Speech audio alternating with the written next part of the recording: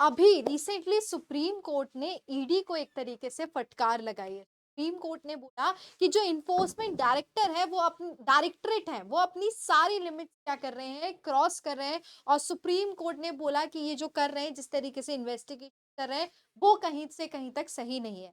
Basically इस case में क्या हुआ और क्यों सुप्रीम कोर्ट ने ये बोला, मैं आपको बताऊंगी। इस सेशन में हम डिस्कस करेंगे कि क्या केस था, क्या केस का नेम, और क्यों सुप्रीम कोर्ट ने ये स्टेटमेंट।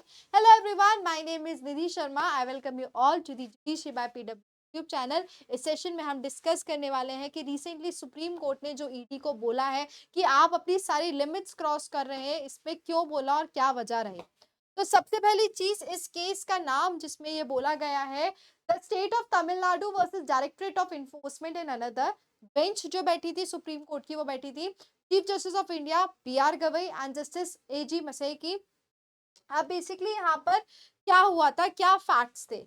यहाँ पर क्या हुआ था, एक जो केस है वो शुरुआत हुई थी कि 1,000 करोड़ का लिक्विड स्कैम पाया गया था। ठीक है।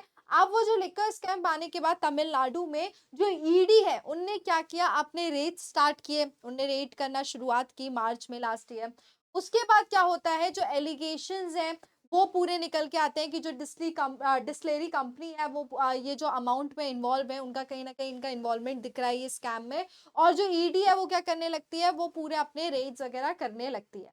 उसी के साथ साथ ईडी क्या करती है, जो टीएएसएमएसी होता है, एक state run liquid marketing body होती है, उसमें भी जो ऑर्डर्स जहां से सप्लाई हुए थे उनके अगेंस्ट भी क्या करने लगती है, समन करके उनको रेड करने लगती है, इन्वेस्टिगेशन करने लगती है। ठीक है। ये जो स्टेट रन बॉडी पे करने लगती है, तो इनका ये कहना होता है कि यार हमारे ऊपर आप क्यों कर रहे हो, हमारा तो एक नॉर्मल सप्लाई हो रहा था, ये सारे इन्वेस्टिगेशन सारे रेट हमारे रिलेटेड क्यों हो रहे हैं।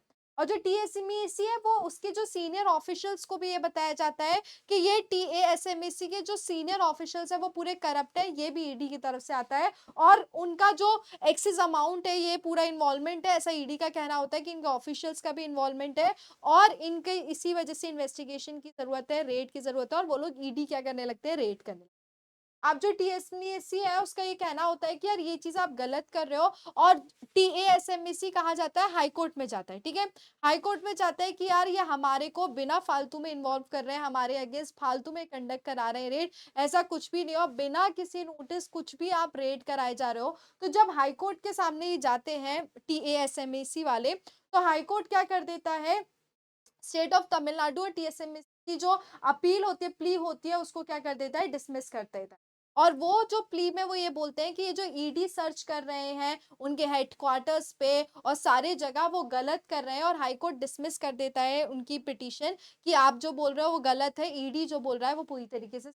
और उसी के साथ-साथ हाई कोर्ट ये भी रिजेक्ट कर देता है कि जो टीएएसएमएस की जो एलिगेशंस लगा रहा है, ये बोलते हुए कि उनके एम्प्लॉयर्स को, उनके एम्प्लॉइज को हरास किया गया है ईडी की तरफ से, वो एलिगेशन गलत है। हाई कोर्ट क्लियरली मना कर देता है कि हम आपकी प्ली एंटरटेन नहीं करेंगे, जो भी ईडी काम कर रहा है, इन्फोर्समेंट डायरेक्टरेट, वो पूरी तरीके से सही है। उसके बाद भी क्या होता है, उसके बाद और वो बेंच ये भी बोलती है कि ये पूरा मैटर प्रोसीजर का है, यहाँ पर ये पूरा फॉलो होना चाहिए, ये अपने काम से रिलेटेड ही इन्वेस्टिगेशन हो रहा है, यहाँ पे कोई भी गड़बड़ नहीं हो रही है। और उसी बेसिस पे जो टीएएसएमएसी जो पिटीशन होती है वो क्या कर दी जाती है, रिजेक्ट कर दी जाती है हाई कोर्ट की तरफ से। उसके बाद क्या होता है, रिसेंटली ईडी फिर से क्या करता है, फ्रेश सर्च कंडक्ट कराता है इनके हेडक्वार्टर्स पे। और उसके बाद इनके कॉर्पोरेशन पे सब जगह बिना नोटिस के क्या कराते, रेड्स कराते हैं उनके हाउस के, जो टीएसएमएसी के जो मैनेजर डायरेक्टर है उनके घर में कराते हैं रेड, उनके जो फिल्म प्रोड्यूसर है उनके यहाँ कराते हैं। और उसी बेसिस पे वो ऑलमोस्ट 10 घंटे क्या करते हैं, क्वेश्चन करते हैं। इस बेसिस पे आप फिर से जो क्या है, टीएसएमएसी फिर से जाता है हाई कोर्ट के पास कि ये गलत हो रहा है, यहाँ हमारा कोई इन्वॉल्वमेंट ही नहीं है, कोई इन्वॉल्वमेंट सामने ही नहीं आ रहा, बिना नोटिस के बिना कुछ के हमें क्या किया जा रहा है, इन्वॉल्व किया जा रहा है, रेड की जा रही है। तो हाई कोर्ट के पास जब जाते हैं तो हाई कोर्ट फिर से मना कर देता है, ये बोल देता है कि जो ईडी है वो सही कर रहा है। ठीक है। जैसे ही ये हाई कोर्ट मना करते हैं तो जो टीएएसएमएस है वो सुप्रीम कोर्ट के पास जाते हैं कि ये इन्फोर्समेंट डायरेक्टरेट कैसे कर रहे हैं जब हमारा कोई इन्वॉल्वमेंट ही नहीं है। जब ये मैटर सुप्रीम कोर्ट के पास जाता है तो सुप्रीम कोर्ट क्या करते हैं, इन्वेस्टिगेशन पे रोक लगा देते हैं। सुप्रीम कोर्ट बोलते हैं कि ये जो इन्फोर्समेंट डायरेक्टरेट रेड कर रही है एक कॉर्पोरेशन के अगेंस्ट, वो गलत कर रही है। सुप्रीम कोर्ट बोलते हैं your ED is crossing all limits, how can there be the offence against the corporation. Supreme court बोलते हैं कि कॉर्पोरेशन के अगेंस्ट आप कैसे केस फाइल कर सकते हो? आप एक इंडिविजुअल के अगेंस्ट फाइल कर सकते हो, आप एक इंडिविजुअल से रिलेटेड रेट फाइल कर सकते हो, बट आप एक कॉर्पोरेशन के अगेंस्ट केस फाइल नहीं कर सकते। उनके अगेंस्ट आप एक करप्शन वाली चीज़ जो आप ये बोल रहे हो या उनके अगेंस्ट रेड नहीं कर सकते हो, सुप्रीम कोर्ट क्लियरली बोलता है। सुप्रीम कोर्ट बोलता है कि जो ईडी है यहाँ पे सारी जो लिमिट्स है उसको क्या कर रहे हैं? क्रॉस कर रहे हैं और क्लियरली सुप्रीम कोर्ट बोलते हैं कि जिस तरीके से लिमिट क्रॉस कर रहे हैं वो फेडरल स्ट्रक्चर जो है उसको वायलेट कर रहा है ईडी।